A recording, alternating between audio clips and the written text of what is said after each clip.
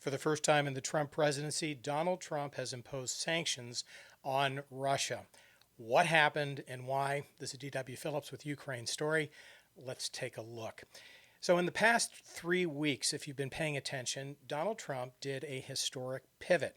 In that pivot, he said, actually, Putin is a paper tiger who has not been able to execute on his plans, his military plans in Ukraine. Actually, Ukraine can not only win the war, but can win back stolen territory. And oh, by the way, I'm thinking of sending tomahawks, lethal long-range tomahawks, to Ukraine to allow them to put pressure on the Kremlin.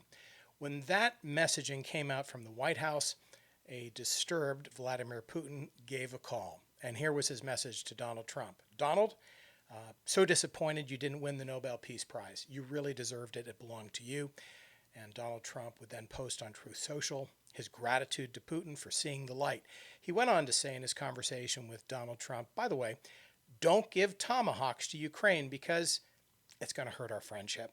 And we want to preserve our friendship.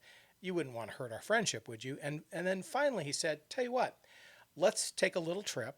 Let's go to Budapest. Our friend Orban will happily welcome us there. And let's have a summit to follow up on what took place in Alaska. A very delighted and gleeful Donald Trump announced to the world, Putin wants peace. He's willing to work with me. The same kind of results I had in Gaza are the results that I'm hoping to have with Putin and with Zelensky. So we're going to Budapest and we're going to have this historic meeting.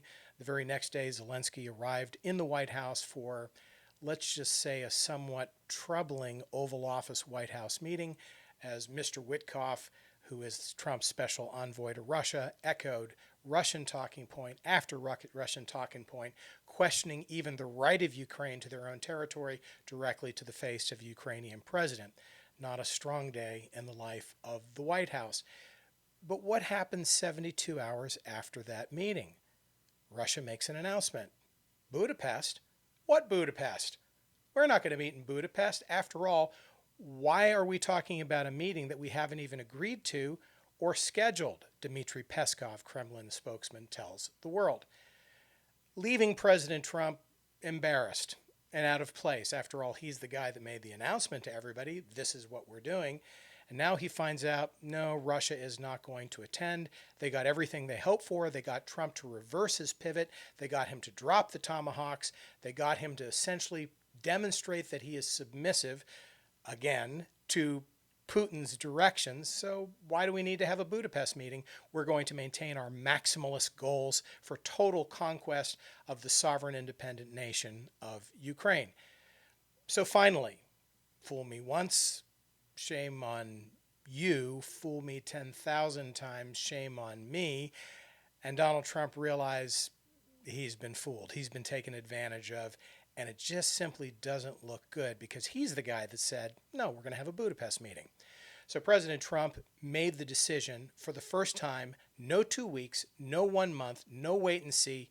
Let's impose sanctions on Russia. And those sanctions were imposed on the Rosneft and Lukoil oil corporations, which make up for Russia 55% of their oil production. And from our Secretary of the Treasury, he said this is because of, quote, Russia's lack of serious commitments to a peace process to end the war in Ukraine. Trump himself was quoted as saying, every time I speak with Vladimir, I have a good conversation, and then they don't go anywhere. So apparently, Trump is seeing it. He's beginning to get that. Back in Russia, a slightly different response. Russian Foreign Ministry spokesman Maria Zakharova told reporters that Russia, quote, has developed a strong immunity to Western restrictions. And the ever-entertaining former president of Russia, Dmitry Medvedev, said this is an act of war against Russia. Nonetheless, the EU, taking its cue from President Trump, followed suit, introducing their 17th sanction package, standing with President Trump on this oil sanction to be brought against Russia. And now we enter a new era, possibly, of U.S. sanctions against Russia under the Trump administration. For Ukraine Story, this is D.W. Phillips.